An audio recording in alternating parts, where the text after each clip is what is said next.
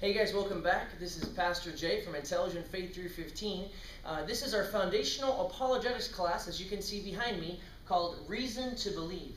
I encourage you to go to iTunes and check out the podcast under the same title, Reason to Believe. It's about 25 episodes long. It's growing on a weekly basis. If you're on YouTube, go check out our mother website, intelligentfaith315.com. You can get articles, links, videos, and you can subscribe to our content and get it on a weekly basis. And if you are on the website, go to our YouTube channel and you can see all of our video content in one glance. This is part 2 of the lesson we started last time, the War of the Worldviews. Part 2 of War of the Worldviews. We began to talk about last time, I'll just quickly summarize, the 7 different worldviews that exist. Theism, deism, finite godism, atheism, pantheism, panentheism, and polytheism. We also talked about that out of those 7 worldviews, one of the best ways you can understand a worldview is it's the mental glasses that you use to view all of reality. Or you could say it's your intellectual framework that you use to make sense of everything. So everyone has a worldview. It's simply a question of what is it, and is it a good one or a bad one? Is it based on evidence and fact and reason, or is it based on just feeling and subjective emotion? So everybody has a worldview, everybody has a philosophy, everybody has a way of looking at reality. And that's all a worldview is. It's a view of the world. It's the intellectual framework that you use to make sense of everything in your life. So last time, we got through theism and deism, finite godism, and we found ourselves at atheism. So let me just fast forward there, and we're going to continue on with the 7 worldviews, starting off with atheism. Again, atheism is the view that there is no God. It's simply the negative Greek prefix a with the word theos, for God, no God. Atheism is a positive claim to knowledge. It is a positive truth claim. Don't let any atheist tell you that it's simply a lack of belief. That's not true. It's not accurate. They're trying to redefine the word and the concept of atheism.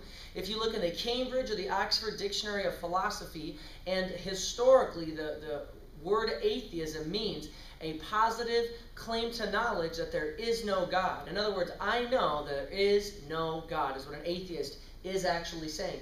A good word picture, as we said, to think of that is just think of the world and the universe existing by itself, nothing holding it up. Some of the basic beliefs of atheism would be no God, infinite or finite, exists. Evil exists, and it's evidence against God. It's the best argument they have. It's not a very good argument, but it's the best one they have. No miracles are possible, because if there's no supernatural being, no supernatural acts are possible. And then, of course, God is an illusion or a projection. This was the idea that Sigmund Freud had. I would encourage you to get a book, The Faith of the Fatherless, and Paul Witz, he takes Freud's psycho-projectional views and he turns them on himself, and he actually says that atheism is a projection. That the reason why Sigmund Freud, Friedrich Nietzsche, Feuerbach, and so many people claim that there is no God is because of the negative experiences they have had in their own lives with their father figures. And since the father figure in their life has been evil or absent or negative, they then project that onto the cosmic father figure, and they want there to be no God. So, Faith of the Fatherless by Paul Witz, encourage you to check it out. And some of the famous intellectual proponents of atheism would be Lucretius, I believe he was an atomist, Friedrich Nietzsche, Sigmund Freud, and Richard Dawkins. So that's atheism as a worldview. And then also we have pantheism. So far we've gone through theism, deism, finite godism, atheism, and now number 5 is pantheism. Now I have, as you can see, our favorite little green Master Jedi up here, Master Yoda. And of course, pantheism is the view that God is all and all is God. Why do I put Master Yoda up there? Well, because pantheism is a view that is very much promoted and referenced in the Star Wars saga. George Lucas is really a Buddhist, but Buddhist has come out of Hinduism, which is pantheistic, and so there's a lot of pantheistic elements wrapped up in the Star Wars saga, so it's just kind of a good cultural icon to keep your mind on. And if you want to think of a word picture for pantheism, think of God's fist, God's presence, inside of the world, really inside of the universe. So all is God and God is all. That is pantheism. And of course, pantheism is the Greek prefix pan for all, and then theos, God. All is God, God is all. Panentheism would be the next one. God is in all. This one is not very common, but it is good for you to know that, because some nature religions, some Wiccans, and some people who hold to those kind of worldviews or religions or outlooks on life, they'll talk about this one with you. So pantheism is the view that God is developing and changing along with the world. So God is in all, and he is developing and changing along with the world. And so he has put himself inside of his creation. He develops and changes along with it. And so you might think of Gaia. There's a picture of Gaia here, the spirit of the earth.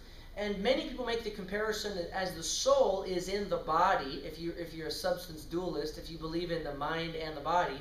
As the soul is in the body, so God is in the world. That's panentheism. God is in all. And then finally, polytheism. There are many, many finite gods. And again, we used the picture of Thor here because if you think of Thor and out of the Norse mythology that he came from, where there's Thor and Baldur and Heimdall and Sif and of course Odin, the Allfather, there's kind of this pantheon of these Norse gods. But you could just as equally think of the Roman pantheon or the Greek pantheon of gods. There's all kinds of different groups of gods. You could look at Hinduism, which is pantheistic, but Hinduism is also polytheistic, that there are many finite gods, because in Hinduism, I believe the number is 330 million gods in Hinduism. I got that from Ravi Zacharias. So you could think of a word picture as many little hands creating and being involved in the world. And so that's kind of a good way to look at polytheism. Of course, poly means many, theos, God, many gods. Polytheism, the view that there are many, many finite gods. So even though there are 7 major worldviews, most of the people that you'll talk to are going to fall into one of these 3 categories. They're going to be either into theism, pantheism, or atheism. Now again, it's very important, as someone once said, I believe it was Dr. Norman Geisler, that we begin to think worldviewishly. And much of these resources I am adapting from Dr. Geisler, so I give him much credit. He's one of my mentors. We need to begin to think worldviewishly. And so again, I really encourage you, get a good grasp on what these 7 worldviews are. You could read a book by James Sire, The World Next Door. It speaks about worldviews. You could look up Dr. Norman Geisler's books on worldviews. You really need to get a good grasp and a good handle on this, and it's going to really help you, because when you talk to someone, immediately as they begin to tell you their ideas, tell you their beliefs about the world, about reality, you can immediately begin in your mind to classify or categorize them into one of the 7 major worldviews. And you're not trying to judge them or anything like that. You're simply trying to understand who you're talking to and to fit them into this category of a worldview, so then you'll know how to communicate with them better and help them understand. And so thinking worldviewishly will really help you conversationally relate to people and talk to people. Maybe you don't understand Hindus, maybe you don't understand atheists or naturalists, but just talk to people, ask them questions. People love to talk about themselves. It's usually our favorite subject. And then you can begin to classify them according to their worldview. And then, since you know that worldview, you know what they believe, and you know some of the strengths and definitely some of the weaknesses of that worldview, then you can begin to talk to them and you can actually help them. Aristotle once said to one of his pupils, he says, "Open your mouth so that I can see you." And I would encourage you to just ask questions to people. What do you believe about this? What do you believe about the origin? What do you believe about destiny? What do you believe about meaning or morality? And as people begin to open their mouth and share their ideas and their concepts with you, then you can begin to see them for who they really are. You can fit them into the worldview that they subscribe to, and then you can begin to address them accordingly. So as I said, out of those 7 worldviews, when you talk to people, most people today, not all, but most people will fall into one of these three major categories. Theism, this is Judaism, Islam, and Christianity. Pantheism, which is Hinduism and many of the Eastern religions. And then, of course, atheism. Anybody who holds to be a naturalist, a materialist, a physicalist, they are going to more than likely be an atheist. And of course, Darwinian evolution is supposedly the scientific backbone of atheism. And it's not scientifically founded, it's actually science fiction, but that's a whole other story. So let's just do a minor comparison of these three major worldviews. In theism, you have God created all, but in pantheism, God is all. So a pantheist would look around and say that God is everything and everything is God. But in atheism, there's no God at all. So God created all, God is all, or there is no God at all. Another way of saying that is mind made matter. In theism, we believe that a divine mind, an eternal mind, made all matter. But in pantheism, you believe that all is mind. In other words, since everything is God and God is everything, then everything you see is a part of God's mind. And this actually leads to kind of the matrix outlook on reality, that everything is an illusion because all is mind. And so the word in Hinduism for this is Maya, that reality is an illusion. So in theism, mind made matter. Pantheism, all is mind. But in atheism, all is matter. So there is no divine mind, no divine thinker or designer behind reality, and all you have is matter. So this is called materialism, or you could also call it naturalism, or it used to be called physicalism. That all that there is matter, there is substance. The universe is like a closed box. Nothing is outside of it. There is nothing outside of it. And all there is matter and natural forces and the physical rearranging of atoms for all eternity, basically. So all is matter, all is mind, or mind made matter. In theism, God is personal. In pantheism, God is impersonal. And in atheism, of course, there is no God. In theism, God is knowable. In pantheism, God is unknowable. In atheism, no God. Of course, you begin to see how very different all of these worldviews are. So a very uninformed person, kind of an ignorant person who hasn't probably read or studied very much, might hold to the opinion that all religions, all worldviews, all major philosophies are really just the same thing. But to be honest with you, that just betrays the fact that that person hasn't really read a lot. Because as you begin to look at all of the worldviews, what you begin to realize is that they are fundamentally very different. They have fundamentally different ideas about all of the major aspects of reality. And they're only superficially the same. But a person who hasn't really read or studied anything about this, they would think that, well, there's superficial differences, but they're fundamentally the same. The opposite is actually true. They are fundamentally very different. You see, God is personal, God is impersonal, there is no God. God is knowable, God is unknowable, there is no God. They are fundamentally very different and only superficially the same. Why do I say that? Because they cannot all be true. All worldviews cannot be true. All religions cannot be true. Why? Because they make opposite truth claims. You cannot have God is unknowable and God is knowable both be true at the same time. Or that there is no God and there is a God. And so the law of non-contradiction and just your common sense would tell you that you cannot have A and negative A be true in the same time and in the same way. So all world religions, all worldviews cannot be true. We have to figure out if any of them are true. It's quite possible that all of them are false, but it's impossible that all of them are true at the same time because they are fundamentally different and only very superficially similar. So in theism, logic is grounded. Logic is grounded in God in theism because God himself, the divine mind, in the New Testament scriptures, God is actually called the Logos. He is the basis for logic. Logic proceeds from God. Logic is grounded in God. In pantheism, logic is an illusion. It's very dangerous. They don't believe in the laws of logic per se. And you have to ask yourself the question, did you use your logic to say logic is illusory? And of course, in atheism, logic is ungrounded. So there is no basis, no reason why logic should be true. or should be real, or should even be used according to atheism. There was no metaphysical grounding for logic, and so you have to really ask yourself the question, if you're consistent thinking, if you're a consistent thinker, what is the basis in atheism for using logic, for believing that logic exists? And to be quite frank, logic is ungrounded. So they shouldn't really be believing in logic or using logic, because on the atheistic worldview, if you look at this as a worldview question, atheists cannot explain the origin of logic or the laws of logic or the reality of logic. So logic is ungrounded in atheism. It's an illusion in pantheism or Hinduism, and it's grounded, though, in theism. The ground of logic is in God himself. Just like morality. In theism, morality is grounded in God.